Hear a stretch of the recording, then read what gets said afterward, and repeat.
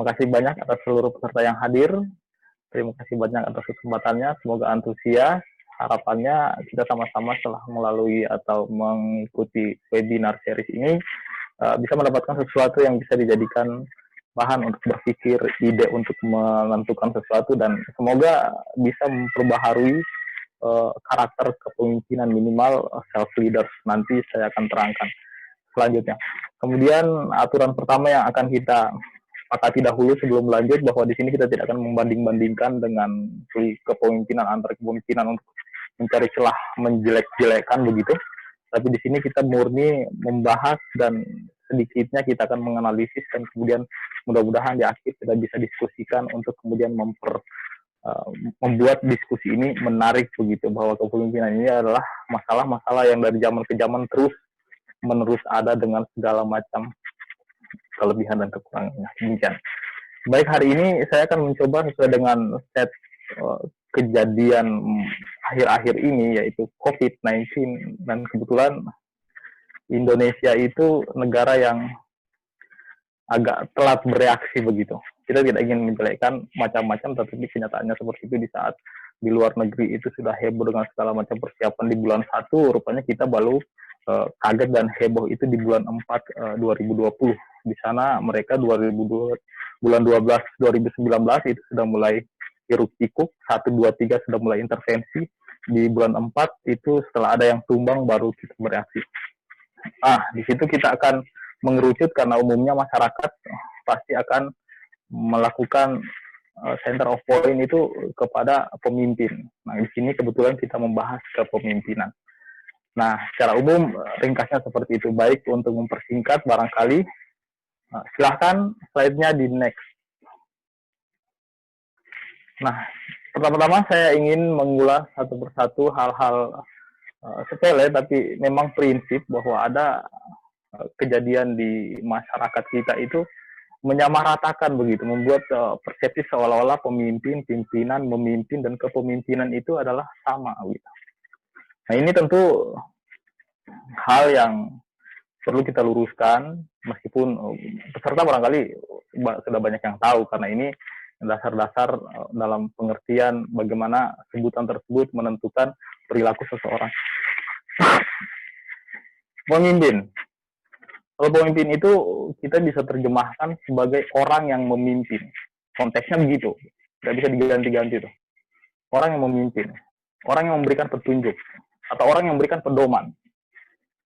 Atau bisa dengan kata lain misalnya bahwa ini orang yang berperan memimpin sebuah kelompok atau organisasi untuk menentukan tujuan secara bersama-sama. Kira-kira itu yang harus kita lakukan. Itu disebut sebagai pemimpin.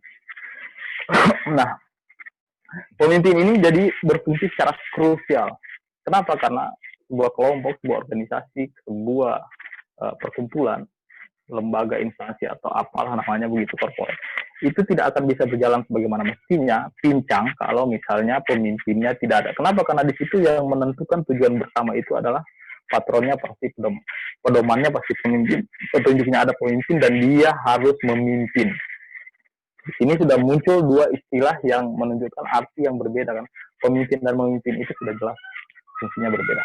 Kemudian pimpinan. Istilah sama mirip kan, pemimpin, pimpinan. Oh iya, saya pernah jadi pemimpin. Apakah itu kamu pernah menjadi pimpinan? Ada syaratnya. Di sini secara harfiah itu bisa diterjemahkan bahwa ini merupakan hubungan dengan pemimpin atau dengan selain hasil dari pimpinan, hasil usaha dari pimpinan, pemimpin, itu yang disebut dengan pimpinan. Nah, kata pemimpin juga bisa diartikan yaitu kumpulan para pemimpin. Makanya kalau ada rapat apa? Rapat pimpinan. Berarti para pimpinan dari beberapa instansi atau cabang atau kepala itu akan berkumpul dalam satu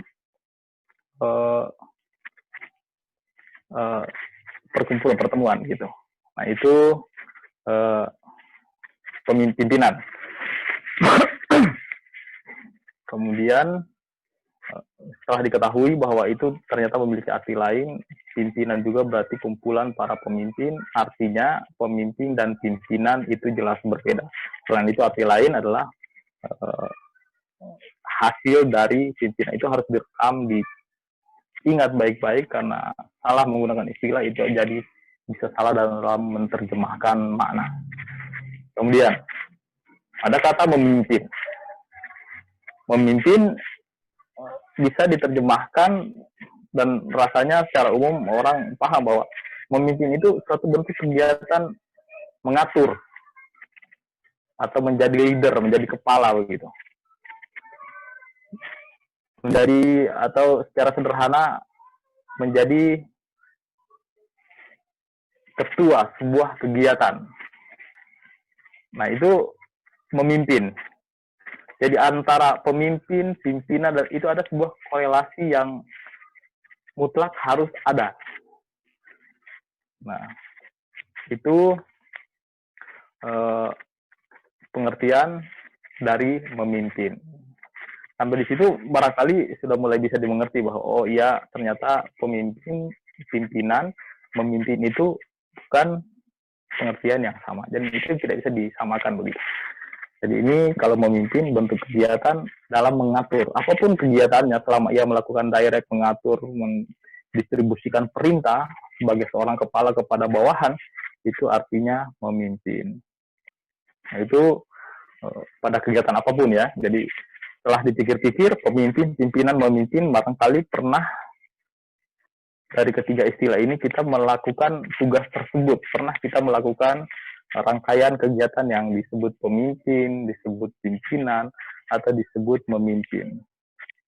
Meskipun konteksnya mungkin secara umum itu disamakan, tapi sebenarnya memiliki makna yang berbeda. Lantas masuk kepada poin inti atau apa namanya, kepemimpinan yang kita bahas sekaligus menjadi topik dalam seminar hari ini. Apa itu kepemimpinan? Nah, kalau diterjemahkan, dan rasanya secara umum mengakui itu berdasarkan teori, kemampuan yang dimiliki untuk mempengaruhi orang lain, tidak lebih, seperti itu. Supaya apa? Supaya orang tersebut bekerja sama untuk mencapai sebuah tujuan. Tujuannya jelas harus konkret. Jadi ketika tidak punya tujuan, itu belum bisa disebut sebagai proses kepemimpinan atau kemampuan yang dimiliki seseorang untuk mempengaruhi orang lain untuk mencapai tujuan tersebut. Di dalam teori-teori kepemimpinan, saya akan sedikit mengulas barangkali, karena biar bagaimana namanya seminar itu umumnya harus ilmiah begitu. Tidak bisa tidak seminar itu semestinya harus disampaikan secara ilmiah. Di situ berkumpul orang-orang yang terdidik dan berpendidikan. Semua yang pernah belajar teori-teori kepemimpinan pasti kenal dengan namanya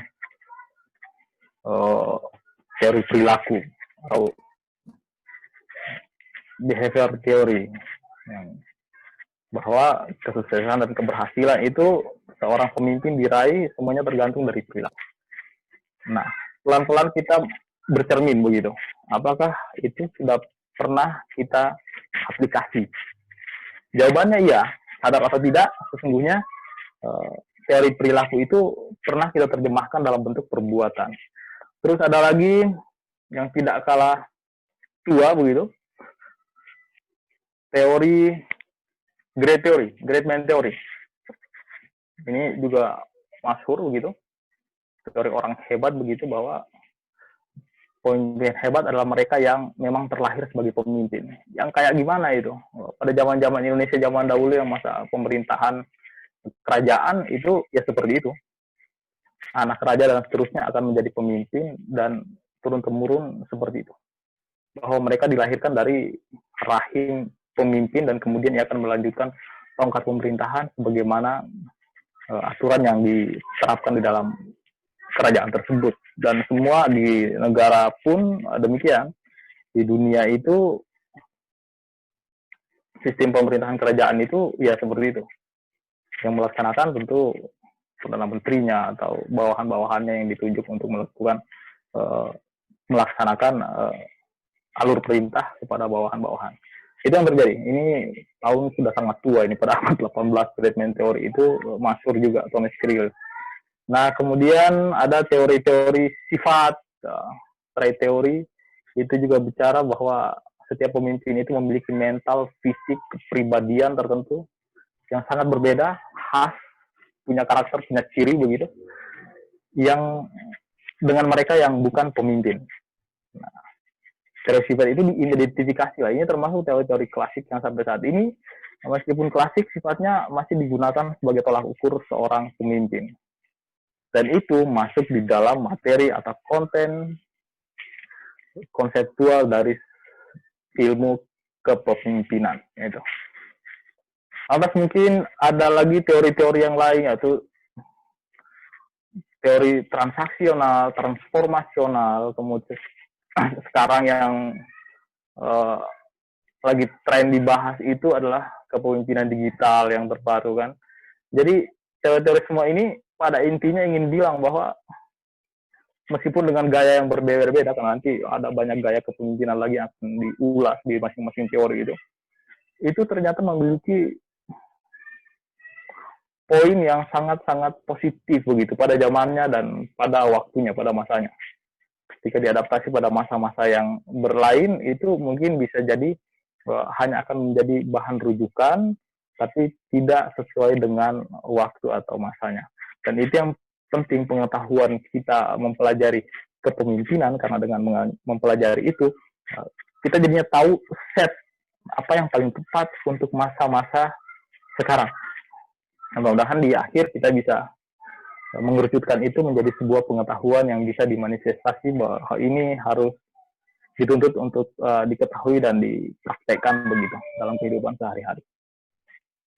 Pemimpin yang baik adalah pemimpin yang tidak hanya membuat aturan dalam pemimpin, tapi melakukan apa yang disampaikan, dilakukan. Itu sudah masyhur kemana-mana itu, bahwa pemimpin itu yang harus mampu menerjemahkan apa yang diperintahkan. Lantas bedanya, misalnya ada pertanyaan nih, bedanya pemimpin sama bos, Pak, apa? Ya jelas beda. Sebutannya pertama memang beda, dan kalau secara umum bos itu kan apa namanya, lebih kepada memerintah begitu. Ya oke, kita percaya bahwa ia adalah seorang leader, tetapi sifatnya itu hanya memerintah. Karakternya sebagai dalam tanda kutip tukang perintah, bosi. Itu kiasan negatifnya. Tapi bos itu ya memerintah saja. Sementara leader itu nggak seperti itu. Dia memberikan arahan kepada bawahannya yang terbaik supaya cepat meraih tujuan yang ingin dicapai secara bersama-sama. Jadi barangkali kalau pemimpin itu lebih terstruktur, kalau bos itu lebih tepatnya tidak bisa tidak laksanakan. Nah, itu yang membedakan. Nah, barangkali untuk slide ini begitu dulu. Selanjutnya diskusinya bisa di-share di kolom komentar. Next. Nah, ada pertanyaan yang agak ini apa namanya, bisa dibilang sedikit menggelitik gitu. Apa pentingnya sih belajar kepemimpinan begitu?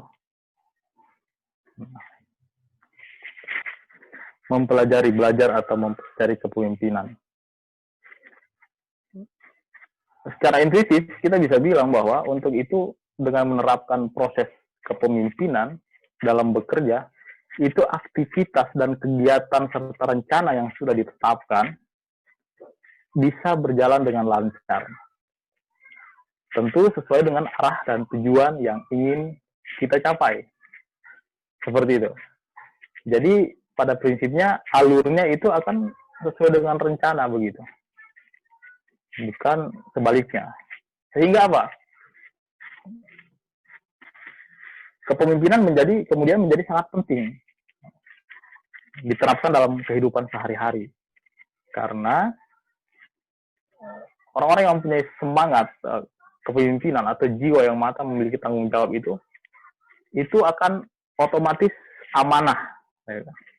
Nah, ini akhir-akhir ini yang susah ditemu itu, orang-orang yang amanah dalam aktivitas dan kemudian otomatis ia bertanggung jawab terhadap apa yang diemban. Jadi itu pentingnya tuh.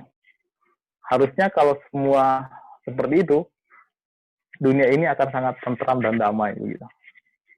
Ia bertanggung jawab, ia amanah, sehingga aktivitas yang sudah menjadi tanggung jawabnya itu betul-betul dicapai begitu.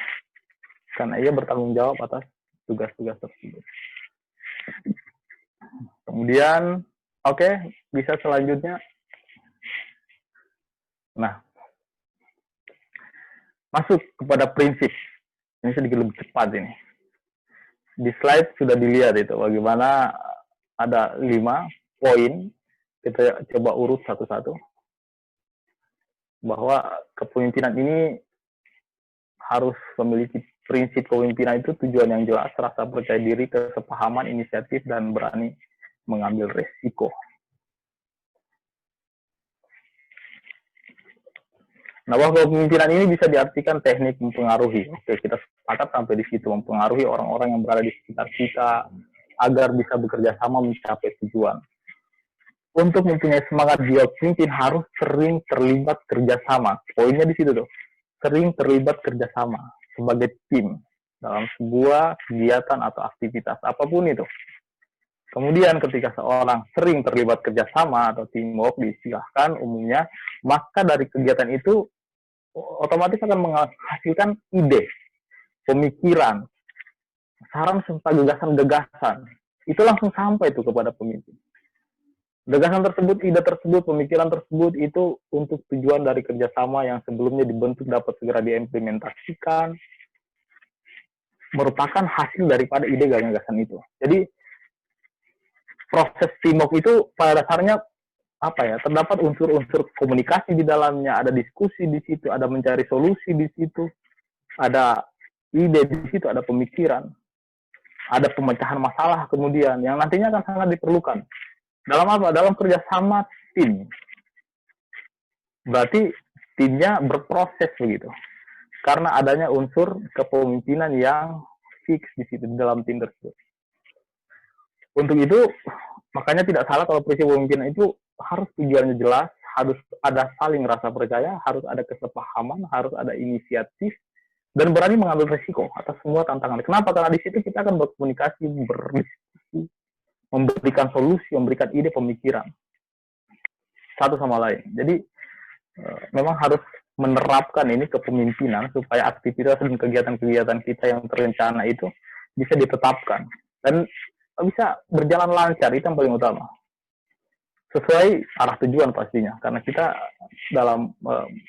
dalam prinsip kepemimpinan ini harus tetap memiliki arah dan tujuan yang diinginkan. Nah, kemudian inilah alasan-alasan kenapa ini penting dalam kehidupan sehari-hari.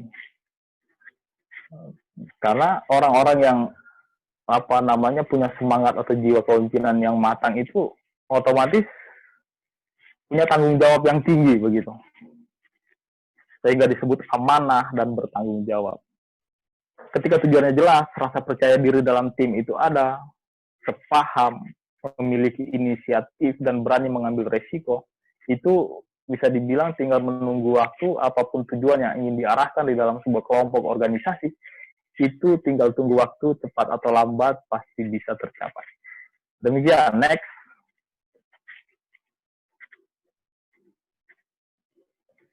Nah, sebelum masuk pada bagian ini, mengetahui prinsip itu paling tidak kita bisa mengambil makna di balik prinsip-prinsip itu tadi, lantas kemudian seenggaknya bisa meningkatkan kepemimpinan diri atau lazim akrab disebut sebagai self leadership. Apalagi itu, ini kepemimpinan diri ini ya kalau secara teoritik itu kepemimpinan untuk mempengaruhi diri sendiri atau proses mempengaruhi diri sendiri dalam menetapkan tujuan, memotivasi diri sehingga bisa tercapai semua tujuan yang ditetapkan. Ini lain lagi konteksnya, tapi paling tidak dengan mengetahui prinsip-prinsip itu, kita bisa mengatur ritme atau jadwal kita sendiri begitu dengan konsep self leadership. Ini juga menarik, ini variabel yang menarik untuk rekan-rekan mahasiswa. Ini salah satu variabel yang menarik untuk diteliti begitu. Karena kita pada prinsipnya setiap individu itu adalah pemimpin, percaya atau tidak, suka atau tidak, siap atau tidak, itu pasti terjadi. Hanya masalahnya ya ada yang mengarahkan kesempatan-kesempatan itu menjadi sebuah penolakan. Nanti kita bahas pada slide selanjutnya, saya akan bahas itu. Nah, setelah paham prinsip-prinsip, paling tidak mampu menguasai konsep tadi itu. Konsep yang mana? Yang self leadership tadi. Karena secara otomatis itu akan terbentuk gitu. Supaya apa? Supaya individu jadi lebih baik, kemudian self leadership ini mempengaruhi diri sendiri, sebagaimana yang saya bilang tadi, untuk membangun self direction atau self motivasi, bagaimana memotivasi diri yang diperlukan untuk tentu menghasilkan kinerja yang lebih baik begitu. Nah, pada slide ini, outbreak COVID-19 ini wabah COVID, kita sama-sama ketahui lah, bahkan umumnya masyarakat Indonesia itu karena memang rajin menyebarkan berita dan membaca berita, akhirnya secara umum tiba-tiba jadi ahli virus semuanya begitu. Dan saat ini saya bisa bilang bahwa memang ini ujian bagi semua pemimpin. Jadi untuk seluruh pemimpin berbangsa bernegara, yang paling tinggi kelas presiden sampai yang paling bawah, paling rendah, kelas RW, RT, lurah dan seterusnya, itu ujian terbesar itu. Ini ujian yang sebenarnya. Karena banyak ide, banyak masukan, banyak prinsip, banyak hal yang harus dikomunikasikan dengan baik. Nah, kita sebagai masyarakat itu akan bilang bahwa semua pasti didukung dan bantu selama ia punya kepemimpinan. Kepemimpinan apa yang dimaksud? Ilmunya itu. Bahwa kemampuan untuk memimpin orang lain itu adalah sebuah kualitas yang katakanlah fundamental begitu. Dan ini diincar oleh setiap organisasi di dunia atau dimanapun itu. Pada setiap karyawan itu berusaha mencari orang-orang yang mampu memiliki kemampuan kepemimpinan. Umumnya, secara ringkas, bahwa para pemimpin itu efektif. Para pemimpin yang efektif itu mengandalkan daya tarik emosi.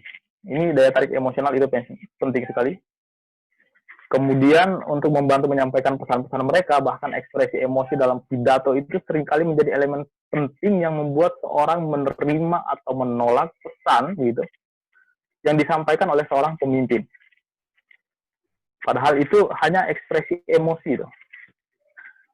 Ketika pemimpin misalnya bersemangat, antusias, aktif, memberikan energi kepada bawahan dan mampu menyampaikan rasa efektivitas begitu, kompetensi, optimisme begitu, dan nuansa kegembiraan itu akan diekspresikan sama oleh bawahan dan dianggap sebagai bentuk-bentuk yang sangat mendorong untuk menaikkan motivasi begitu.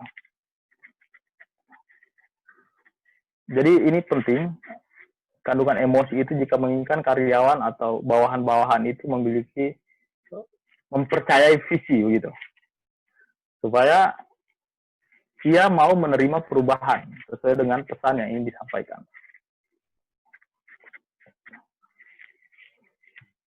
Kalau contoh lain misalnya ketika atasan memberikan visi baru. Visi tersebut memiliki kandungan tujuan-tujuan yang samar. Nah, seringkali karyawan kan untuk menerima visi tersebut kesulitan. Tapi dengan ekspresi emosi tadi itu biasanya bukan biasanya ya, itu akan bisa mengikuti perubahan, mengikuti keinginan. Yang penting tersampaikan ekspresi secara emosi. Jadi memang satu hal yang tidak bisa dianggap remeh itu adalah daya tarik secara emosi. Kemudian ketika para pemimpin efektif ingin menerapkan perubahan, kemudian secara signifikan itu akan mengandalkan apa namanya,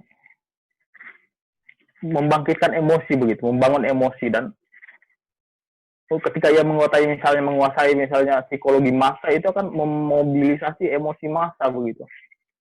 Dengan itu kemudian ia akan tertarik, kemudian pemimpin akan secara langsung meningkatkan kemungkinan bahwa pimpinan-pimpinan mereka dapat apa namanya, bawahan mereka dapat menerima perubahan itu secara langsung.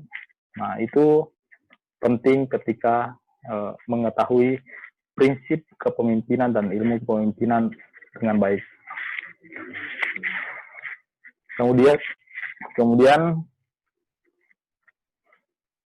mereka yang memiliki ilmu kepemimpinan, makanya seorang pemimpin itu tidak akan pernah berhenti untuk belajar, karena memang sangat penting ketika mempelajari prinsip-prinsip kepemimpinan, tugas-tugas kepemimpinan, sampai gaya-gaya kepemimpinan. Maka ya, yang memiliki ilmu itu akan apa namanya, tampil dengan tegas begitu.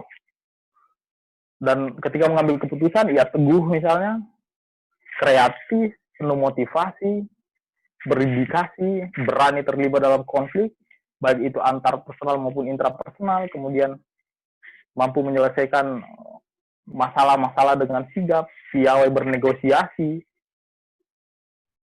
peduli terhadap pelayanan, kemudian sikap kerjanya itu pasti menghindari perilaku-perilaku menyimpang. Nah, mana contohnya? Tentu kita bisa mengambil contoh dari figur-figur yang ada di Indonesia. Kita nggak perlu keluar ke luar negeri buat mencari contoh. Rasanya di Indonesia sejak zaman Majapahit, Sriwijaya, Demak, sampai zaman Indonesia merdeka dari penjajahan, itu lengkap kita punya contoh-contoh. Masyhur itu kalau di Indonesia itu sosok pemimpin yang paling dikenal itu tentu kita berbicara pada seorang sosok Kusno. Kusno, nama kecil dari Pak Soekarno. Itu masuk di luar negeri itu heboh, tenar, dan tidak apa namanya, gaungnya itu luar biasa, mampu mempengaruhi menjadi tokoh dunia yang sangat-sangat fenomenal begitu. Kenapa fenomenal? Karena di catatan sejarah itu Soekarno itu ia memperoleh gelar Doktor Honoris Causa sebanyak 19 di luar dan 7 di dalam negeri. Diganjar sebanyak itu. Artinya itu bukan ujuk-ujuk terjadi begitu. Itu melalui proses dan tahapan yang luar biasa. Sejarah yang lain merekam bahwa sosok Soekarno itu adalah pemimpin yang menghabiskan 25 tahun waktunya itu di dalam masa tahanan dan pengungsian. Ada banyak cerita menarik di situ. Bagaimana ia di penjara di Bancai, kemudian ia di penjara di Sukamiskin. Ironisnya penjara Sukamiskin adalah penjara yang menjadi arsiteknya. Ia menggambar penjaranya sendiri, setelah jadi ia dijebloskan di situ. Kemudian ia dibuang ke NTT, 4 tahun di sana ia belajar dan menulis banyak-banyak buku-buku Islam, kemudian dibuang ke Bengkulu, berjalan kaki ke Padang itu. Sejauh 300 km, itu luar biasa itu. Bersama istri, bersama anak angkat, bersama pembantunya yang dibawa dari ND. Berenam dengan polisi yang menggiringnya, kemudian jiwa apa namanya, kepemimpinan yang sangat luar biasa. Ia tidak lupa berterima kasih, bahkan dalam perjalanan ketika menjalani proses berjalan kaki untuk menghindari dari kejaran Jepang, karena itu waktu masa invasi, itu dia sempat bilang dan bercanda di tengah perjalanan untuk sebagai hiburan bahwa saya berterima kasih kepada kalian, bapak-bapak polisi berenam yang sudah mengantarkan kami menuju ke jalan ini. Itu butuh pemikiran yang luar biasa untuk sampai kepada lelucon-lelucon semacam itu. Itu Pak Karno itu yang mendeskripsikan, dan dia mampu keluar mampu mengeluarkan ide atau idealismenya sebagai seorang pemimpin bangsa dengan menciptakan Pancasila. Meskipun dengan berbagai konflik ya, karena ya konfliknya kalau yang menarik sedikit saya bercerita mengenai Soekarno ini, ia banyak di drill, banyak digembleng sama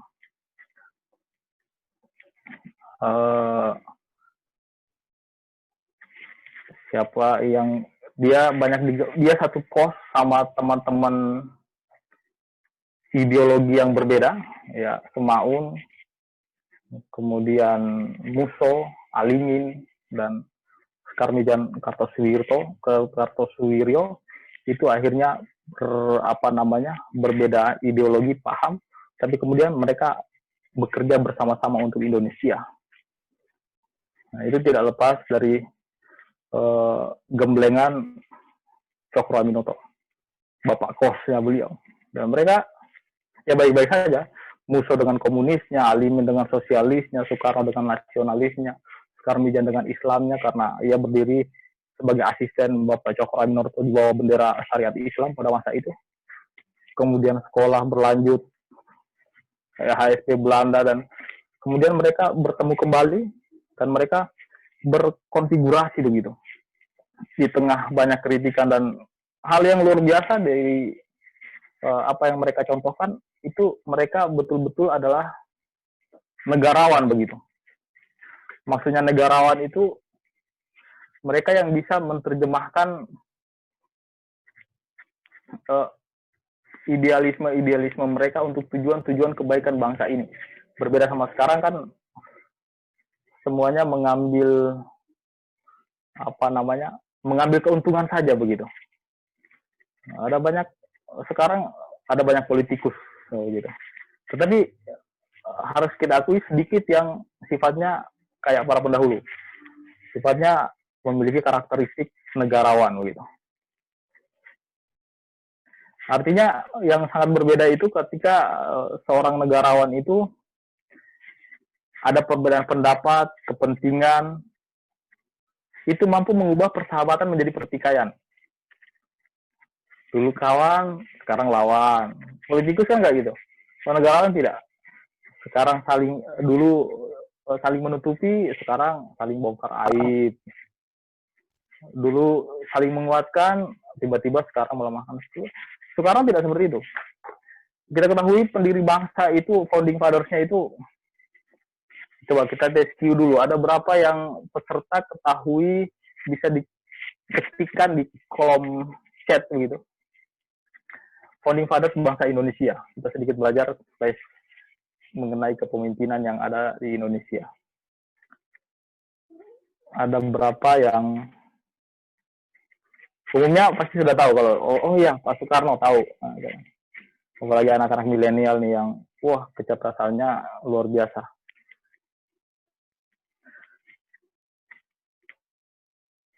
Bisa diketikkan atau nanti saja begitu. Saya coba lanjut dulu aja. Diketik di kolom chat ada berapa founding fathers negara ini yang Bapak Ibu rekan-rekan ketahui.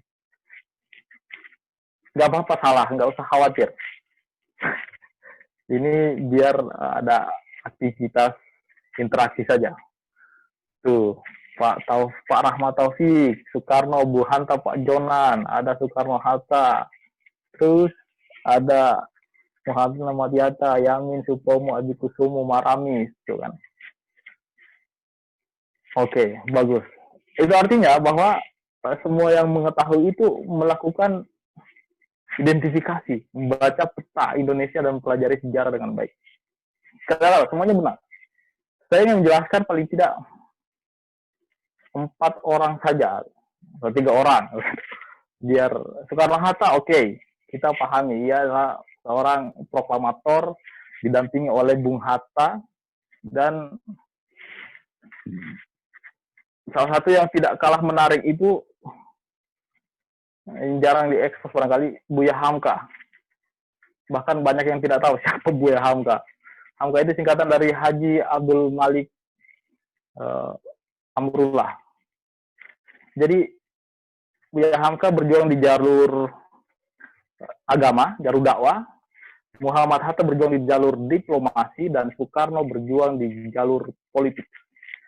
Mereka ini luar biasa. Luar biasanya itu adalah memang betul-betul negarawan. Mereka bersimpangan, dan kemudian Muhammad Hatta memilih mengundurkan diri dari jadi wakil presiden pada waktu itu, karena menganggap sudah tidak sejalan lagi. Soekarno Hatta itu pengennya Indonesia itu jadi negara federal, bukan sebagaimana yang disuarakan oleh Soekarno. Dan sempat Soekarno memimpin itu tanpa wakil. Tapi ia tidak saling berseberangan. 2 hari sebelum kematian Soekarno itu Hatta masih menjenguk dan saling menangis, memberikan support sebagai seorang sahabat yang bersimpangan. Sejarah mencatat itu. Lain lagi dengan Buya Hamka. Buya Hamka malah dipenjara sendiri sama Soekarno selama 2 tahun 4 bulan itu. Gara-gara ia dianggap ingin mencelakai. Itu pasal subversif, ingin mencelakai presiden. Di penjara ya. Dalam penjara ia menghabiskan waktunya untuk mencatat tafsir Al-Quran. Jadilah ia dikenal dengan pemikiran-pemikiran yang dan tafsirnya sangat luar biasa. Ini sosok yang tidak bisa dilepaskan begitu, bahwa ternyata kita memiliki banyak sekali pemimpin-pemimpin yang luar biasa, handal, dan bisa kita jadikan sebagai tolak ukur, referensi, contoh, atau orang yang jadi panutan begitu dalam memimpin. Dan mereka terbukti mampu. Pada masanya itu, ia mampu menggulingkan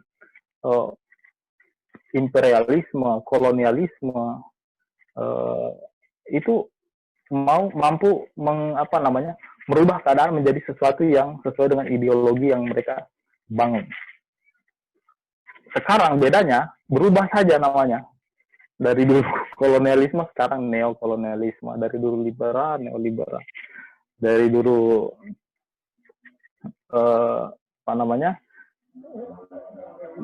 penjajahan sekarang sudah berubah itu polanya. Jadi memang ada banyak perubahan-perubahan, dan bukan berarti tidak dilawan, tapi dengan cara yang berbeda dan tidak sporadis atau tidak berkobar sebagaimana revolusi zaman dahulu. Meskipun konsepnya sudah berbeda. Ini juga menjadi bagian yang lain yang menarik, karena ini menyangkut proses kepemimpinan sebenarnya. Jadi mau tidak mau kita tidak akan jauh bicara Abraham Lincoln atau Marxis atau Leninisme. Itu paling tidak kita bicara Indonesia saja itu sudah cukup komprehensif. Dan ia punya sikap sebagai seorang pemimpin. Pak Karno itu luar biasa. Waktu tahun 60, Mas Furu juga ceritanya itu, ia sempat disuruh menunggu di Gedung Putih, lama-kelamaan kesel, dia disampaikan kepada protokoler bahwa kalau saya masih menunggu di sini dalam jangka waktu yang lama, saya akan pulang. Buru-buru protokolernya masuk ke dalam menyampaikan kepada presiden, dan akhirnya presidennya keluar. Karena takut Soekarno pulang. Kenapa? Karena Indonesia ingin dikuasai. Ingin ingin diberikan bantuan-bantuan. Lantas apa yang disampaikan Soekarno pada waktu itu? Dia bilang, go to hell with your right. Soal persetan dengan bantuan kamu. Tidak ada. Indonesia ingin berdikari. Dan itu luar biasa. Zaman sekarang ketika bernegosiasi negara itu ya harus, kita juga sempat melihat lah, itu semuanya diterima baik-baik saja dan tidak berani untuk mengambil sikap begitu. Bukan berarti salah, pasti ada pertimbangan-pertimbangan lain, tapi itu yang terjadi sehingga memunculkan persepsi bahwa ternyata sikap-sikap zaman sekarang itu jauh lebih moderat dibanding zaman dahulu. Itu catatan-catatan yang lain. Kemudian penjelasan yang lain yang saya bisa paparkan itu mengajak bahwa mari terus belajar menerapkan kepemimpinan supaya aktivitas dalam sebuah kegiatan itu, rencana yang sudah kita tetapkan itu bisa berjalan dengan lancar sesuai dengan arah tujuan yang kita inginkan. Karena ada banyak urusan yang kita harus selesaikan bersama gitu. Baik itu pribadi, keluarga, maupun bangsa dan negara ini. Baik. Untuk outbreak COVID ini kan sudah berjalan, jadi saya ingin menjelaskan sedikit mengenai kondisi bahwa COVID ini adalah virus yang sudah menyebar kepada seluruh lapisan begitu. Cuman maaf, sekali lagi, memang kita harus akui bersama bahwa Indonesia itu adalah masyarakat yang kurang disiplin begitu. Bahkan saya termasuk orang yang salah satu tidak setuju kalau bilang ini new normal. Tapi karena ini sudah menjadi keputusan, ya mau tidak mau kita harus terima. Kenapa? Karena sebenarnya ini sesungguhnya harusnya istilah yang dikeluarkan itu adalah bahaya, bukan new normal. Kenapa? Kesannya masyarakat itu menangkap konsep yang keliru terhadap new normal. Seolah-olah new normal itu adalah dalam tanda kutip bisa atau boleh. Gitu. Meskipun arti sesungguhnya new normal kan tidak seperti itu. Itu kondisi yang akan kita hadapi di masa yang akan datang dengan kondisi yang berbeda dari sebelumnya. Tapi yang yang diterjemahkan oleh masyarakat adalah boleh. Makanya kemana-mana kalau kita jalan, itu kita bisa lihat masker itu ditaruh di jidat, kalau nggak di dagu, dikalungin. Itu ini apa maksudnya ya? Ada lebih banyak lagi yang tidak pakai masker malah. Nah, ini menunjukkan bahwa ada kesalahan dalam membentuk persepsi bahwa ketika new normal itu yang seharusnya tetap waspada, hati-hati begitu, itu ternyata diterjemahkan dengan arti yang berbeda. Makanya tidak heran sekarang naik lagi kurvanya. Ya wajar, karena memang mestinya istilah yang dikeluarkan itu adalah bahaya, bukan normal. Kalau bahaya, ya artinya orang akan merasa ketakutan untuk melakukan pelanggaran. Jadi itu tidak menjadi soal, rasanya negara kita tidak kekurangan orang-orang pintar. Yang kurang itu orang yang melakukan sesuatu sesuai dengan apa yang diucapkan. Kira-kira seperti itu. Tapi itu kondisi yang lain. Artinya kita tidak perlu pintar untuk berpikir bahwa ini COVID adalah virus, bukan bakteri. Yang kedua, malaria, disentri, DBD, kemudian kolera, itu sudah jelas ada virus, ada antivirusnya, ada vaksinnya, ada obatnya. Itu masih mesin pembunuh saat ini. Apalagi ini yang tidak ada obatnya dan kok dianggap remeh begitu. Nah, itu jadi menarik. Ada apa? Jadi ketika ada instruksi bahaya misalnya, itu kita sama-sama masuk ke kandang, masuk ke goa kita masing-masing, rumah kita untuk mengisolasi diri supaya tidak banyak berinteraksi kecuali terpaksa hanya untuk bahan-bahan kebutuhan pokok. Nanti tahun depan misalnya baru kita keluar rumah dan bilang kemana virusnya. Kondisi begitu barangkali akan jauh lebih manusiawi ketimbang bilang new normal, bilang ada yang lebih manusiawi bilang adaptasi kebiasaan baru kan. Jawa Barat gubernurnya bilang kayak gitu. Itu lebih masuk akal tuh terjemahan istilahnya. Meskipun pada praktiknya ya banyak yang terjadi. Kalau nggak salah berita heboh akhir-akhir ini yang di Jawa Barat itu si STPDN ada berapa 200-an lebih itu katanya positif. Lantas yang nggak kalah heboh di Gontor juga itu santri-santri. Itu kenapa? Karena efek daripada istilah new normal. Dan yang terjadi ya kita bekerja 2 kali, kasihan nih perawat-perawat kesehatan di rumah sakit jadinya nggak istirahat begitu. Nah, ini soal-soal yang pelik di negara. Jadi memang tepat kalau dikatakan ujian sesungguhnya kepemimpinan itu pada masa ini sebenarnya. Seberapa cepat ia mampu berakselerasi untuk keluar daripada masalah wabah COVID-19. Nah, kemudian coba bisa next.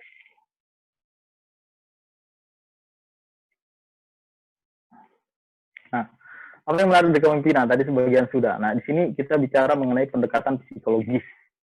Supaya apa? Tentu supaya kita paham dan mengerti bahwa yang jauh lebih penting dalam mengatur kepemimpinan itu adalah psikologis. Perilaku itu harus dikontrol dengan baik agar memberikan dampak yang luar biasa sehingga bisa bisa menjadikan acuan begitu. Contoh, saya bisa kasih contoh seperti ini. Kita ngajak teman, kamu gimana sih? Ayo dong move on gitu kan. Terus teman ini bilang, aduh, nggak bisa bro. Emang kenapa? Nggak sengaja lagi malas, udah malas, nggak sengaja lagi. Terus ditambahin misalnya, tapi benar sekarang aku lagi malas gitu. Udah ya, nanti aja diskusinya, diputus saja hubungan itu karena ceritanya ini lagi teleponan gitu. Nah, Kalau dipikir-pikir, apa kalian pernah punya teman yang seperti itu? Atau malah diri sendiri pernah kayak gitu, ketika disuruh move on, bergerak, melakukan perubahan, itu malah bilang, malas, sekarang lagi malas banget. Dikonfirmasi, aduh maaf ya kemarin nggak sengaja lagi malas, macam-macam alasannya. Harus mengerjakan sesuatu, tapi bilang, iya nanti aja, lagi nggak ada motivasi, gitu kan. Yang paling, itu istilah yang paling sering itu muncul. Aduh, lagi nggak ada motivasi nih. Nah, sekarang kondisinya, ini kita bicara pendekatan psikologis. Tahu tidak bahwa orang yang malas itu sebenarnya mereka adalah orang-orang yang sedang termotivasi sebenarnya. Pasti ada yang bertanya, lah kok bisa? Bisa, karena manusia itu selalu memiliki dopamin begitu. Wah, ini kita masuk ke faal ini. Senyawa kimia yang diproduksi otak untuk mempengaruhi motivasi, itu dopamin namanya. Dopamin ini akan terus diproduksi begitu supaya manusia itu bisa terus bertindak, berbuat, bergerak gitu. Artinya selama itu masih diproduksi itu pasti orang memiliki motivasi, kan gitu. Pertanyaannya, kenapa orang masih malas? Ini kan penyakit turun temurun ya. Maaf ya kalau ada yang malas di sini, tapi saya rasa semuanya rajin. Ini tepat waktu semua orang. Kenapa ada orang yang merasa malas begitu? Nah, di sini bedanya malas dengan giat tuh. Bahwa orang yang giat itu pasti dopaminnya diproduksi untuk bertugas memikirkan kesenangannya, akhirnya ia giat melakukan aktivitas-aktivitasnya, melakukan tugas-tugasnya, ditunaikan sampai selesai begitu. Tapi orang yang malas itu secara psikologis ya sebenarnya juga banyak memproduksi dopamin tersebut yang bertugas memikirkan emosi dan segala resikonya. Atau bisa jadi dopaminnya itu diproduksi agar ia termotivasi untuk menghindari tugas, kan begitu. Makanya ia disebut malas. Meskipun dia sendiri mengklaim dirinya, oh saya malas nih. Berarti iya, secara sadar atau tidak, ia sebenarnya punya dopamin itu, punya energi itu, tapi ia memotivasi dirinya untuk menghindari tugas. Dia cari-cari ini tuh alasannya. Jadi sebenarnya bukan karena ia tidak punya motivasi, tapi orang yang malas itu sedang termotivasi menghindari tugas. Kondisinya kan begitu. Yang semestinya tugasnya harus selesai, ini malah tidak diselesaikan, dihindari dan seterusnya. Nah. Dan yang menarik itu seringnya bahasa positifnya disebut sebagai hal yang tidak disadari, padahal sadar sebenarnya. Maksudnya bisa jadi tanpa sadar seorang katakanlah pemimpin begitu, ini diri sendiri atau kelompok, menganggap tugas itu adalah ancaman sehingga ia mengerahkan energinya untuk tidak mau terancam begitu. Jadi ia menghindari tugas. Takut mengerjakan karena alasan tidak nyaman atau malah merasa terancam. Sehingga diterjemahkanlah malas itu dengan mulai melakukan hal-hal yang lain. Tidur, gogoleran, main-main, menghindar, dan macam-macam. Nah, pertanyaan sekarang, apakah rekan-rekan semua di sini masih takut untuk jadi pemimpin? Mestinya sih bilang tidak. Atau mau bilang seperti yang di atas tadi, aduh lagi nggak sengaja malas nih, nggak boleh kayak gitu ya. Ayo berubah, bahwa ini harus dirubah. Kebiasaan kita seperti itu harus dirubah. Saya tambahin bahwa pendekatan psikologis ini juga merupakan pendekatan yang memakai cara pandang psikologi begitu, yakni pendekatan yang berorientasi pada kajian perilaku manusia. Ada macam-macam, ada pendekatan struktural, ada fungsional, ada psikoanalisis, ada behavior dan seterusnya. Sifatnya teoritis dan seterusnya. Tujuannya apa? Semua untuk tujuan kebaikan sebenarnya, biar orang berubah dari perilaku yang buruk menjadi perilaku yang baik. Luar biasa. Nah, jadi ini sekedar catatan-catatan yang penting untuk melahirkan ide, kemudian muncul perilaku bahwa ternyata kita setiap manusia itu memang harus selalu belajar untuk merubah perilaku-perilaku yang tadi seperti malas berubah menjadi rajin begitu, giat. Slide selanjutnya, next.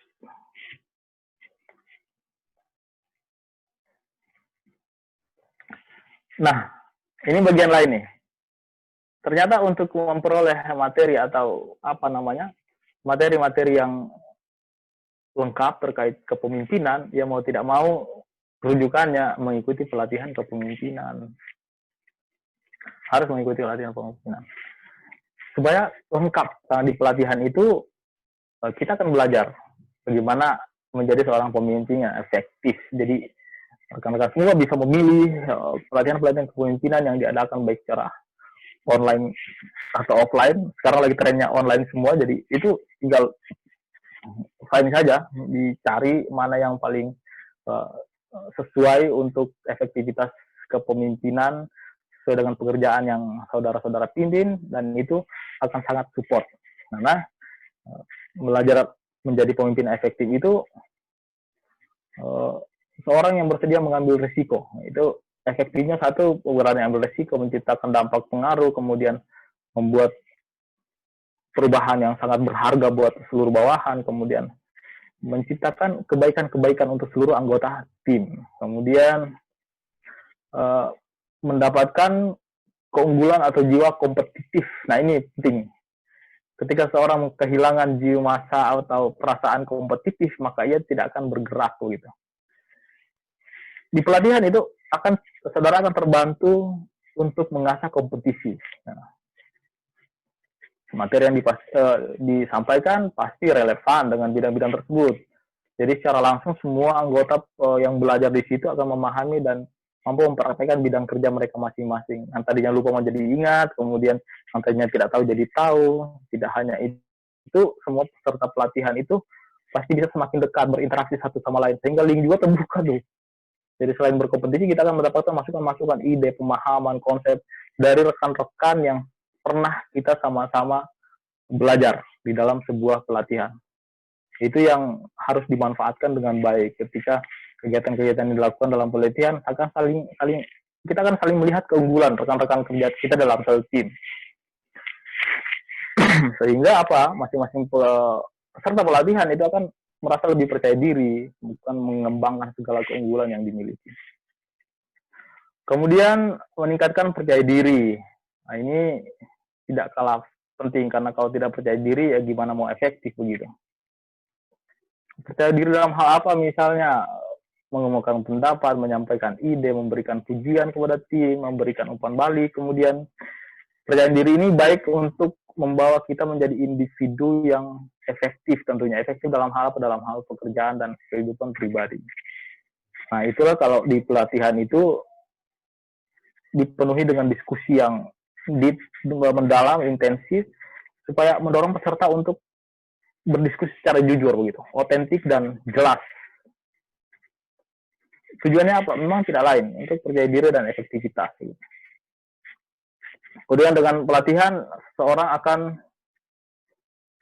belajar trust, atau mempercayai anggota tim. Zaman sekarang itu terlalu banyak penipuan, terlalu banyak kebohongan, manipulasi, dan seterusnya. Yang positif itu akan sangat merugikan. Logis itu. Efek dari kondisi sosial ini bisa bikin kita sulit untuk percaya orang. Jadi di psikologi itu begitu tuh, jika orang-orang sudah sulit mempercayai orang lain, itu bisa jadi karena ia sering melakukan kesalahan-kesalahan sebagaimana yang dia tidak percaya gitu. Sering melakukan kebohongan, orang akan selalu bilang, jangan-jangan bohong nih orang. Itu karena ada banyak manipulasi di situ. Itu yang terjadi. Jadi keterampilan dalam pelatihan itu akan sangat menunjang menjadi ilmu yang bermanfaat kemudian. Kemudian dalam belajar mempercayai anggota tim ini jawabannya itu ketika kita bekerja dalam satu tim tidak lain hanya satu, kepercayaan. Karena ia orang yang unik, ia manusia, ia punya ilmu, maka percayalah, ia bisa melakukan itu. Tinggal melakukan pendampingan atau melakukan pemantauan atau pendekatan yang seperti apa yang harus kita pelajari. Bahwa ia bermanfaat, ia berguna, ia berkualitas, itu sudah pasti, dan itu yang harus dimanfaatkan. Percaya. Kemudian mengembangkan diri supaya bisa menjaga keseimbangan hidup. Keseimbangan hidup apa? Bukan hanya hidup pribadi, tapi ini keseimbangan hidup dalam bekerja itu. Jadi setiap orang pasti memiliki kehidupan pribadi dan di luar kehidupan mereka sebagai karyawan. Nah, karyawan bukan hanya pekerja kantor tuh. Jadi, tapi semua orang yang berperan sebagai peran lain. Ibu, bapak, pacar, anak, om, dan seterusnya. Sehingga pekerjaan di kantor itu jadinya kan otomatis dipelajari ilmu ini supaya tidak dicampur begitu. Dengan urusan rumah, urusan lain-lain, urusan hobi, dan seterusnya. Jadi ini bisa membantu kita untuk menjadi seorang pemimpin. Dan di sisi lain kita bisa bahagia begitu. Karena memiliki pribadi atau kehidupan di luar, kehidupan pribadi yang aman dan teratur. Itu kalau kita mempelajari dalam kelompok pelatihan, mengembangkan diri supaya seimbang antara hidup dengan pekerjaan. Kalau enggak mengetahui ilmu ini, jadi campur aduk, masalah-masalah di rumah dibawa ke kantor, berantem sama teman, berantem sama istri, marahnya sampai di kantor. Pulang dari kantor masih berantem, dan seterusnya. Waduh, itu nggak aman, nggak teratur, nggak baik begitu. Boro-boro mau mencapai tujuan. Nah, masalah-masalah pribadi seperti itu saja nggak bisa diselesaikan. Jadi ini penting ketika kita mengikuti pelatihan, maka itu akan di area-area itu akan dipelajari, dikembangkan untuk terus kemudian diciptakan kehidupan pribadi yang baik, aman, dan teratur. Saya pikir itu kemudian waktunya. Oke. Sistem pelatihan kepemimpinan kerja dengan giat, ini bicara sistem pelatihan kepemimpinan efektif, informatif, mendorong pekerja untuk bekerja keras, gigih, mencapai tujuan karir. Jadi kalau giat itu akan mencapai karir yang dicita-citakan. Karena orang bekerja itu pasti ngincar karir. Kalau nggak punya alur karir, itu namanya kerja bakti, bukan bekerja secara profesional. Nah, kemudian slide selanjutnya.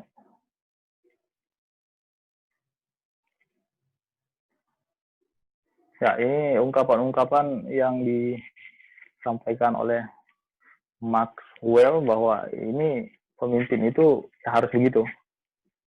Kalau di Indonesia itu apa namanya, karakteristiknya, cirinya itu yang berketuhanan. Kemudian di depan memberi teladan. Ini di bahasa Jawanya itu singasa sing tulada gitu. Di tengah memberi motivasi, sing madia mangun karsa gitu kan. Di belakang memberikan support atau kekuatan, tuturi handayani. Terakhir waspada dan berkuasa. Ini bahasa pesertanya waspada purbawisya. Jadi karakteristik ini semestinya betul-betul diterjemahkan bahwa inilah karakteristik ciri pemimpin yang ideal begitu, yang disukai oleh semua orang gitu. Pertama ia punya Tuhan, bukan ateis dan lain-lain. Kemudian memberi teladan, memberikan motivasi, memberikan kekuatan, dan ia waspada dan berkuasa. Jangan-jangan Maxwell ini mengutip "A leader is one who knows the way" itu dari karakteristik ini yang ada di Indonesia. Oke. Barangkali bisa kita putar video dulu biar ada stretching, agak terlalu tegang. Ini masalahnya kita coachingnya ini, bukan coaching apa namanya, lecturingnya ini ya sambil saya membaca-baca komentar pertanyaan. Silahkan bisa diputar video dulu biar ada tensi menurun sedikit begitu.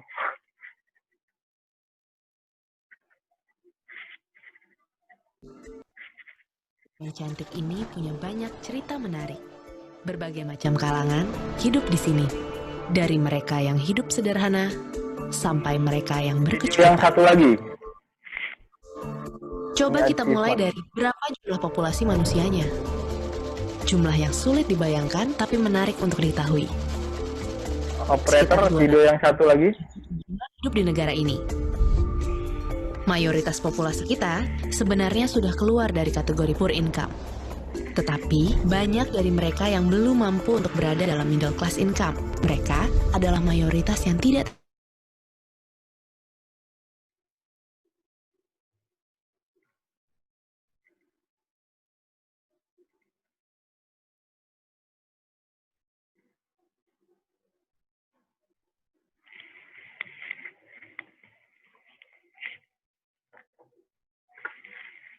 Ya, tampaknya ada disconnect atau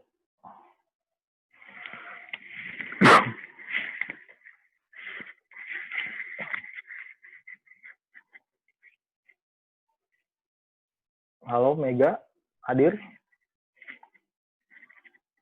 Baik Pak, sebentar sedang ada sedikit kendala. Oke. Yang lain peserta mohon bersabar, sementara diatur videonya.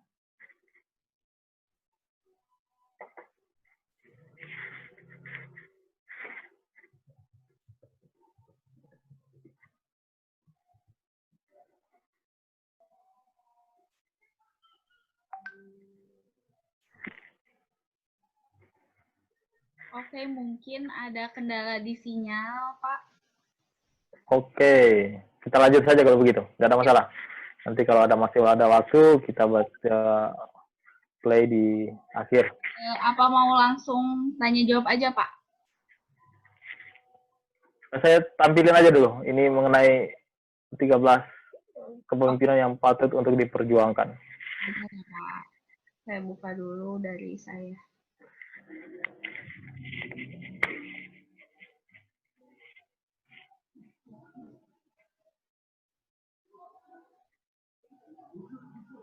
Habis ini kita sedikit mengadakan simulasi di akhir setelah pertanyaan barangkali.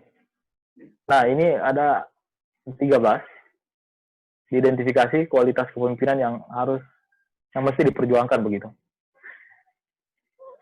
Membaca 1 sampai 13 itu umum dan rasa-rasanya semua kita itu memiliki itu begitu. Secara ringkas saya mau bahas satu-satu. Kejujuran. Ini kualitas kepemimpinan yang bisa dibilang mendefinisikan kepemimpinan yang baik. Orang yang kita jujur itu wah repot urusan. Ketika ada tanggung jawab atas tim, sangat penting untuk terus terang. Organisasi, perusahaan, lembaga yang tempat bekerja itu ada cerminan diri kita masing-masing gitu. Jadi jika kita menjadikan perilaku jujur etis sebagai nilai kunci, maka tim akan mengikuti itu. Jadi yang perlu diingat adalah bahwa untuk memimpin kita harus sering memberikan contoh. Kemudian delegasi. Apapun situasi dan posisi kita itu selalu ingat bahwa kita tidak bisa melakukan semuanya sendiri. Kita hanya punya 2 tangan, 2 kaki, 1 mulut. Kan? Jadi untuk kita harus menerjemahkan semua bentuk pesan, tugas itu dengan delegasi. Tapi yang santun, pemimpin yang baik menyadari bahwa delegasi yang dilakukan lebih dari sekedar menyerahkan tugas kepada orang lain. Ya, jadi yang baik itu yang menyadari bahwa delegasi yang dilakukan, delegasi itu dengan memberikan delegasi itu melakukan lebih dari sekedar menyerahkan tugas.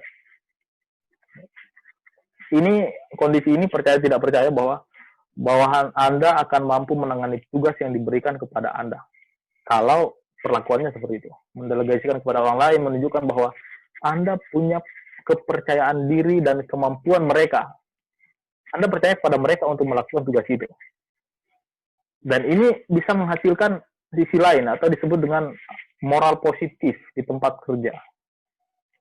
Kenapa? Karena bawahan itu sebenarnya ingin mendapatkan penghargaan, ingin dihargai, ingin dipercayai, dan itulah momennya bahwa dengan mendelegasikan tugas bahwa tapi disampaikan. Cek.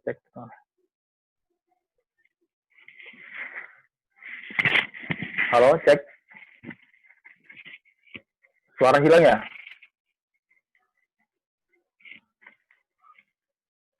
Ada Pak. Ada? Ada, Pak. Ya Pak. Oke, saya lanjut ya.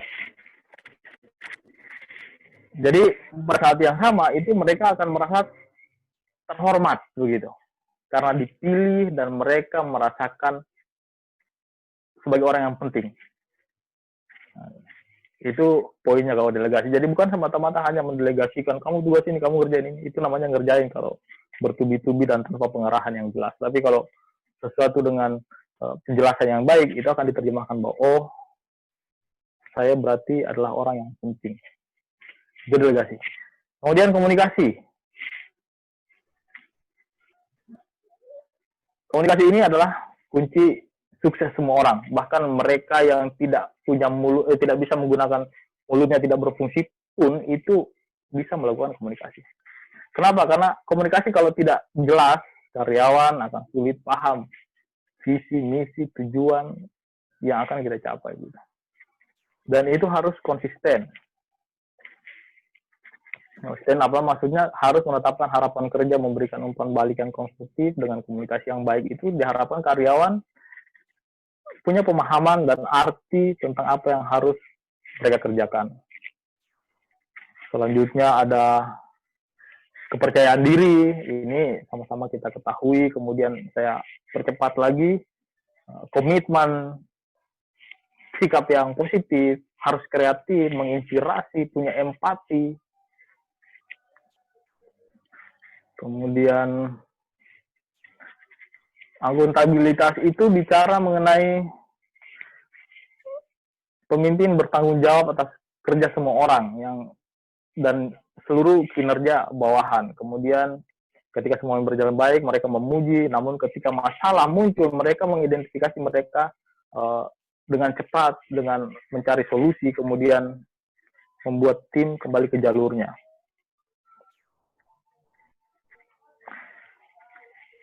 Selanjutnya ada antusias, fokus, kemudian responsibility. Nah, dari sekian itu, silakan dulu yang mau bertanya. Saya kembalikan ke notulen atau presenter. Silakan.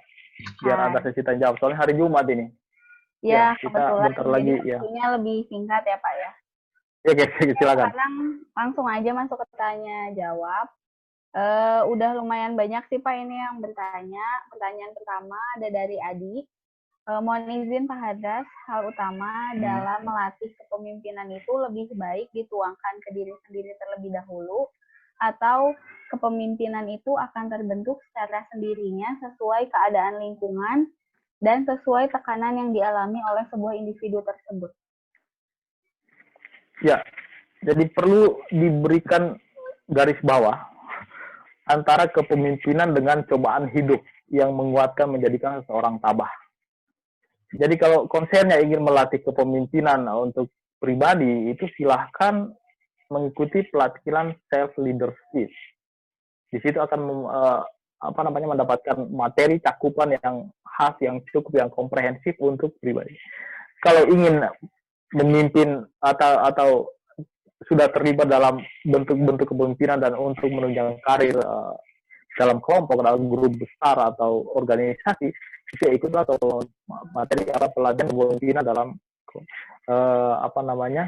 materi kepemimpinan dalam organisasi. Nah, hal-hal lain yang bahwa hidup ini akan mengajarkan sesuatu yang berimplikasi kepada terbentuknya mental, karakter, tentang kepemimpinan, itu tidak salah, itu benar. Tapi dengan belajar seperti itu, Anda harus berpikir bahwa semua manusia itu mengalami hal yang sama, serupa dengan Anda. Dengan berbagai macam pilihan-pilihan hidup yang ia jalani. Jadi untuk membuat itu menjadi sesuatu yang spesifik, harus diidentifikasi dulu. Sebenarnya Anda mau melatih kepemimpinan bagian apa? Demikian kira-kira. Terima kasih pertanyaannya, bagus. Semoga terjawab ya dari pertanyaan dari Adi. Selanjutnya Bapak mau langsung pertanyaan kedua atau mau kita lihat video dulu Pak? Videonya berapa doang durasinya? Berapa menit itu? Videonya 5 menit ya? Iya, Pak. Ya, bolehlah. Biar ini. Oke. Biar semua kebagian. Ya, bisa. Kita nonton video dulu ya. Sebentar kita simulasikan sedikit dan kita rangkum.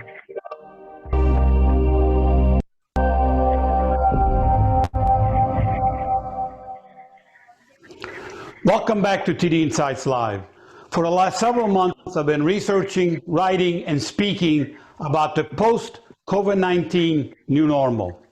As I stated in the last video, the new normal is a major leadership opportunity for discovering and reinvention from the many growth opportunities that will emerge.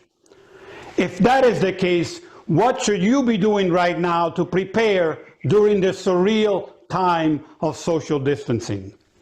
Are there examples in the digital universe that you can embrace to make you the driver of the changes versus being an unwilling passenger?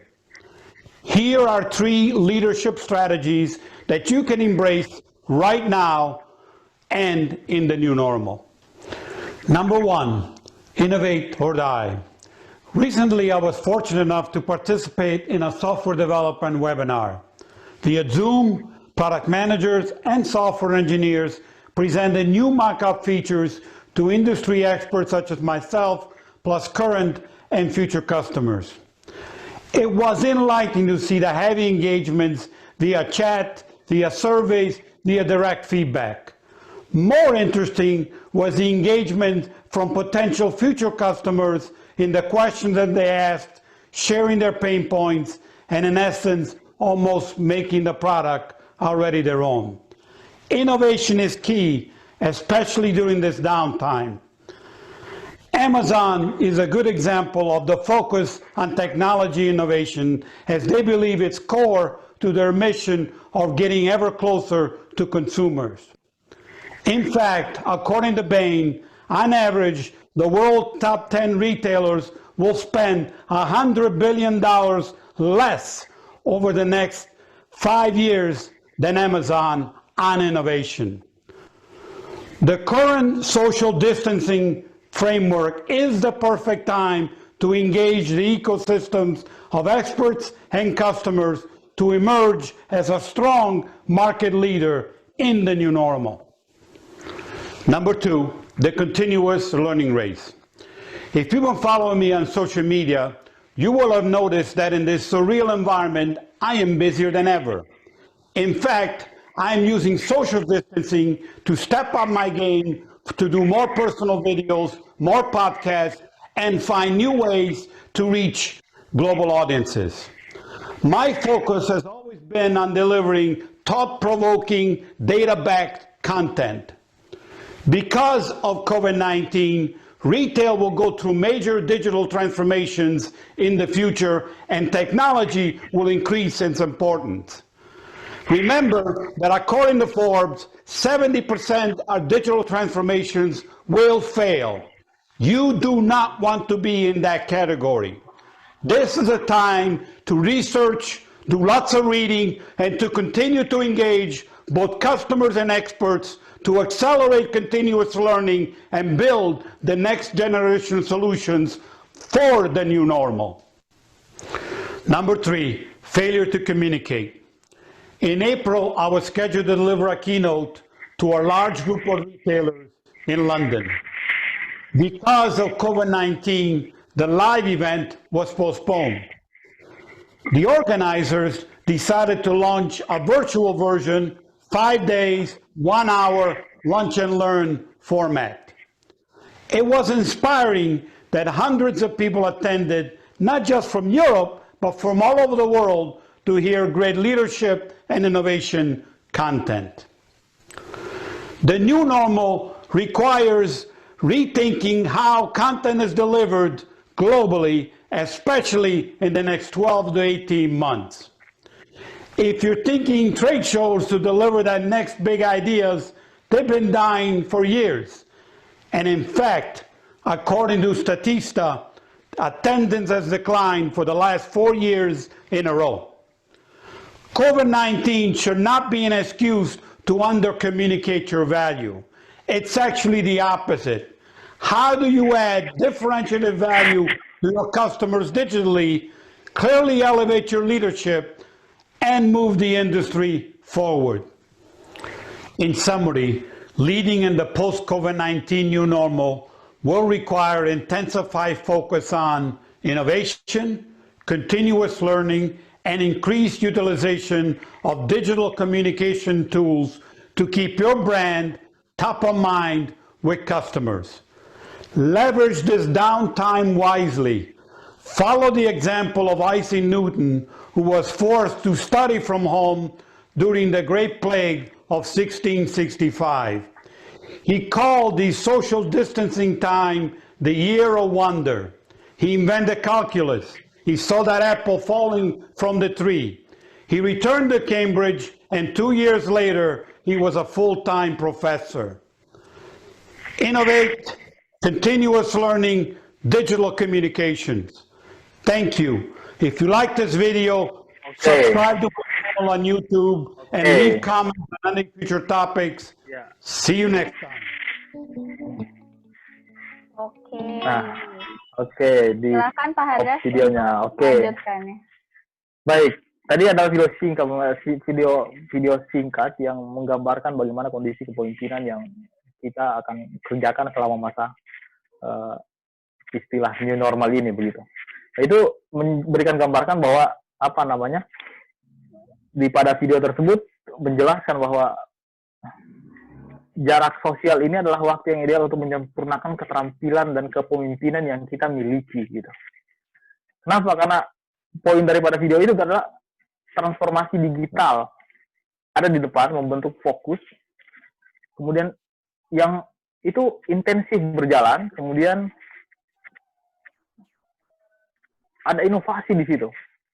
Ada pembelajaran berkelanjutan yang harus tetap dijalankan meskipun posisinya saat ini ya sudah berbeda dengan sebelumnya. Untuk tujuan apa? Meningkatkan keterampilan, utamanya komunikasi. Jadi sekarang pertanyaannya apa lagi yang kita tunggu begitu? Kita harus berakselerasi untuk berlomba-lomba kepada kebaikan-kebaikan itu. Berlatih kepemimpinan, melatih inovasi yang kita miliki, belajar berkelanjutan dengan menggunakan media yang kita miliki, bisa dengan handphone, bisa dengan laptop. Dan itu sangat membantu menambah wawasan kita bahwa sekarang masanya memang masa digital. Jadi transformasi digital itu penting, makanya ke depan mungkin kita akan ada pelatihan pelatihan kepemimpinan transformasi digital begitu. Ada pelatihan kepemimpinan transformasi self leadership dan seterusnya. Itu menjadi bagian-bagian yang penting. Nantilah kalau misalnya banyak permintaan kita buka bagian-bagian itu supaya, tapi tidak gratis ya. Demikian barangkali. Terima kasih. Silahkan kita buka pertanyaan, mungkin masih ada 5 menit ke depan. Selanjutnya pertanyaan di Bu Endah. Jadi gini Pak, gimana ketika kita perhatikan atasan kita itu kurang memiliki jiwa kepemimpinan yang baik, seperti tidak mendukung, bersikap tidak adil, sering mengkritisi tanpa membangun, dan menjatuhkan bawahan bukannya mengembangkan bawahan. Apa yang harus kita lakukan sebagai bawahan? Gitu Pak pertanyaannya. Ya, banyak contoh yang sudah diberikan oleh para pendahulu kita, bahwa ternyata teguran yang paling berefek maksimal itu adalah dengan memberikan contoh tanpa harus melakukan counter atau melakukan perlawanan begitu. Banyak contoh yang dilakukan Muhammad Hatta kepada Soekarno ketika memperjuangkan bangsa Indonesia, pada saat Soekarno menciptakan Pancasila dan ia menaruh sila pertama ketuhanan yang Maha Esa di bagian kelima, pada poin kelima, itu Muhammad Hatta dengan segala contoh diplomatiknya, ia menarik poin kelima itu pada nomor 1 dan itu disetujui, meskipun terlibat dalam perdebatan yang alot. Akhirnya sekarang jadilah Pancasila itu dengan sila pertama ketuhanan yang Maha Esa. Alasan Soekarno bilang bahwa negara kita ini bukan negara teokratis, bukan negara ketuhanan. Jadi nggak penting menaruh Pancasila ketuhanan yang Maha Esa sila pertama. Tapi Muhammad Hatta meskipun pahamnya ingin menjadikan Indonesia sebagai negara federal, itu nggak boleh tidak. Ini perjuangan umat, ini perjuangan agama, ketuhanan yang Maha Esa harus berada nomor 1. Meskipun Soekarno menantang sendiri itu. Tapi akhirnya dengan contoh dan segala uraian yang diperlihatkan, ditunjukkan, itu bisa berubah. Jadi pada saat memberikan teguran-teguran itu kita apalagi di masa sekarang itu orang sudah sangat gampang tersinggung dan seterusnya.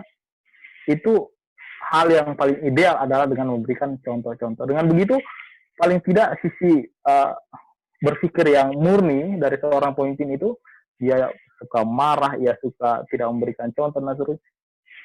Pelan-pelan dalam suatu masa, suatu waktu itu akan pelan-pelan berpikir, kok saya sangat tega ya kepada bawahan-bawahan saya yang baik ini. Pelan-pelan akan berubah. Mudah-mudahan dengan contoh-contoh seperti itu ada perubahan yang signifikan. Karena dengan memberikan jawaban-jawaban frontal, pertanyaan-pertanyaan yang intimidatif atau perlakuan-perlakuan yang bertolak belakang, itu hanya akan memperburuk kerja tim. Sementara tujuan yang dicapai itu setiap waktu, setiap saat itu akan semakin mendekat dengan target. Karena waktu berjalan terus. Jadi kira-kira untuk jawaban saya seperti itu. Barangkali kalau secara teoritik, ya banyak pendekatannya. Kita tinggal mempelajari gaya kepemimpinan apa yang cocok dengan pemimpin seperti ini. Misalnya di gaya kepemimpinan situasional, kalau situasinya pemimpin itu suka mendelegasikan, tepatnya pakai gaya kepemimpinan apa. Itu bisa disesuaikan. Tapi paling tidak secara intuitif, hal yang paling cepat dilakukan adalah dengan memberikan contoh. Menyelesaikan tugas-tugas bagaimana apa yang diperintahkan dan memberikan bentuk-bentuk perlawanan dengan cara yang berbeda. Demikian barangkali yang bisa saya jawab. Semoga terjawab ya. Ya. Untuk selanjutnya Pak, mungkin kita bakal berakhir di 11.40 ya Pak. Jadi ada waktu untuk 10 menit untuk menjawab sekitar 4 pertanyaan lagi ya Pak. Oke, silahkan. Pertanyaan selanjutnya dari Dwi Santoso. Mohon izin untuk bertanya, bagaimana caranya menjadi seorang pemimpin transformasional? Kayak gitu, Pak. Oke, caranya harus mempelajari dulu transformasi itu apa? Bertransformasi, menyesuaikan dengan kondisi atau keadaan pada masa ini. Ya, sekarang kan sudah semua berbicara mengenai digitalisasi. Jadi, memimpin sekarang eranya ya menggunakan sistem-sistem digital. Kontennya apapun itu disampaikan melalui digital, karena orang akan mendirect sekarang dengan cara-cara digital, bisa lewat media apapun itu, banyak platform yang disediakan secara online dan itu bisa dimanfaatkan. Dan itu tentu tidak muluk, tidak ujuk-ujuk langsung tidak ketahui. Kita harus betul-betul konsisten untuk mempelajari itu, karena sistem itu terjadi perubahan yang sangat cepat. Jadi ketika kita terlambat sedikit, wah, kita ketinggalan. Dan itu akan mempengaruhi performa ketika kita memberikan pesan-pesan perintah kepada siapa yang kita akan distribusikan perintah tersebut. Jadi untuk menjadi bertransformasi ya betul-betul harus mempelajari pola-pola transformasi tersebut. Jangan kita pengen belajar kepemimpinan transformasi tapi tidak mau belajar. Yang paling sederhana, ikut pelatihan kepemimpinan transformasi. Jika banyak permintaan kita buka begitu. Demikian barangkali. Terima kasih banyak. Bagus. Oke, selanjutnya Pak, apa yang menyebabkan terkadang pemimpin kita itu tidak amanah? Nah, baik. Saya akan mencoba menjawab secara personal. Masalah amanah tidak amanah itu kaitannya dengan keimanan seseorang, kadar keimanan seseorang, dan itu tidak bisa diintervensi. Seseorang tidak amanah itu bisa jadi karena memang pertama sebelum ia mendapatkan pengetahuan ilmu, ia sudah tidak terbiasa mendapatkan contoh-contoh amanah di dalam keluarga. Karena pelajaran pertama yang kita dapatkan itu adalah pelajaran atau ilmu di dalam lingkup terkecil, yaitu keluarga. Akhirnya pada saat setelah mendapatkan tanggung jawab, itu lagi-lagi praktek itu direpetisi sehingga ia disebut atau divonis atau dipersepsi sebagai orang yang tidak anak. Kenapa? Karena ia sudah terbiasa dari kecil. Dari dulu memang sudah polanya begitu. Lagi-lagi apa? Ia butuh pelatihan untuk memasukkan skill bahwa amanah itu penting di dalam memimpin. Nah, solusinya ya begitu, ikut pelatihan. Yang mau bayar, dengan yang gratisan ya. Kayak gini. Mungkin nanti bakalan kalau requestnya banyak bakalan diadain juga ya Pak di sini. Bisa, tapi jangan yang terstruktur begitu, yang skillnya mau apa dulu nih, jangan tiba-tiba latah, iya ayo, nggak kayak gitu. Okay. Tapi betul-betul mengetahui poinnya. Oke, lanjut. Selanjutnya, apakah ada tipe kepemimpinan yang paling ideal? Dari Ayu Paramita, Pak. Oke, terima kasih Ayu. Ada. Kalau tipe kepemimpinan yang paling ideal. Tadi di depan itu sudah disampaikan sebenarnya pada slide sebelumnya. Yang kalau kita di Indonesia ya, karena kita punya budaya dan punya adat istiadat dan punya agama, punya akhlak gitu. Tentu yang pertama itu berketuhanan. Ini bahkan orang-orang luar negeri itu percaya bahwa ini adalah model kepemimpinan yang sangat-sangat patut untuk diteladani. Kemudian di depan ia memberikan teladan. Di tengah ia memberikan motivasi, di belakang memberikan kekuatan, dan ia selalu waspada dan berkuasa. Artinya memang membaur itu, blend. Pemimpin dan yang dipimpin itu bersatu padu begitu. Di depan ia seorang pemimpin memberikan teladan. Di tengah ia seorang pemimpin memberikan motivasi supaya pantang mundur seluruh peserta dan timnya. Kemudian di belakang ia memberikan kekuatan, support. Dan ia selalu waspada dan berkuasa atas. Di dalamnya berkuasa di situ ada tanggung jawab, di situ ada amanah di situ. Jadi itu poin-poin penting yang 5 ini yang tercermin dalam Pancasila, dasar negara kita ini, kelima ini muncul di situ. Makanya aneh kalau ada orang-orang di luar yang ingin merubah Pancasila itu, kok akalnya ditaruh di mana itu, saya nggak tahu itu. Jadi itu saja itu sudah lebih dari cukup untuk memajukan tim, karena ini sudah terbukti mampu mengantarkan Indonesia seperti sekarang ini. Meskipun sekarang sudah lain kondisinya dan banyak yang tidak mengakui bahwa Indonesia sudah merdeka, tapi apapun alasan itu, dibalik itu yang jelas kita paling tidak sudah lepas dari kolonialisme, imperialisme, meskipun sekarang sudah berubah lagi namanya neokolonialisme, neoliberal, atau mungkin nanti pasca neokolonialisme, liberalisme, dan seterusnya isme-isme yang lain.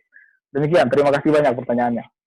Oke, selanjutnya Pak, dari Arsyad Dena, katanya bagaimana cara mengatasi kehilangan self-confidence saat sedang memimpin, dan bagaimana cara menjaga kestabilan produktivitas anggota suatu organisasi yang tidak membayar anggotanya, begitu Pak. Oke, baik.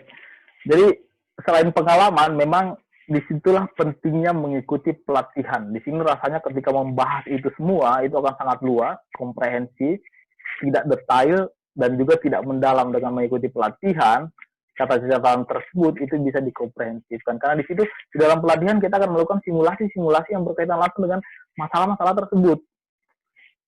Sehingga pada intinya, ketika kita keluar dari dalam pelatihan, kita langsung bisa aplikasikan apa yang kita dapatkan berdasarkan set yang berbeda dan kemudian masuk pada set sesungguhnya, dan itu bisa langsung diaplikasi.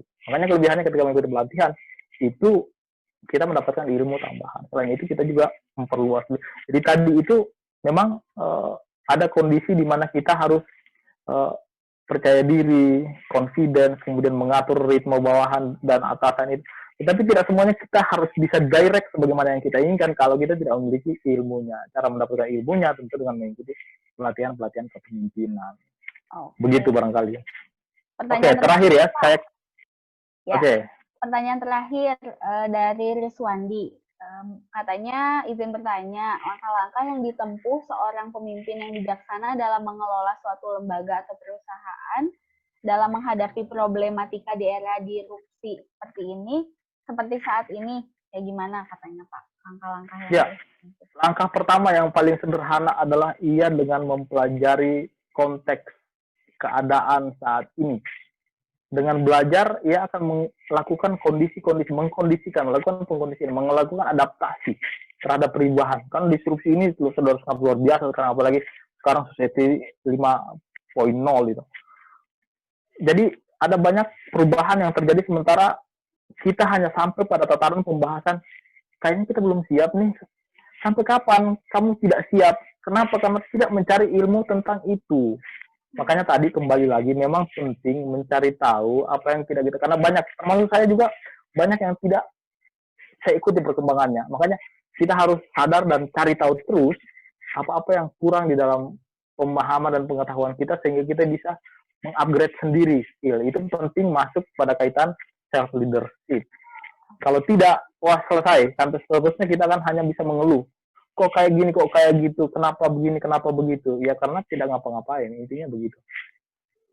Jelas saya kira. Oke, terakhir saya mau simulasikan sedikit mengenai materi 13 tadi 13 kualitas kepemimpinan, bisa ditampilkan slide-nya yang harus diperjuangkan. Saya minta untuk merangkum sekaligus menutup acara ini sebelum kita ke masjid bareng-bareng.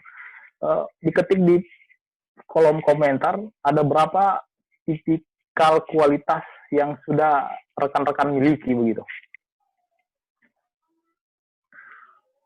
1, 2, 3 atau 5, 13-nya sudah muncul semua di dalam diri.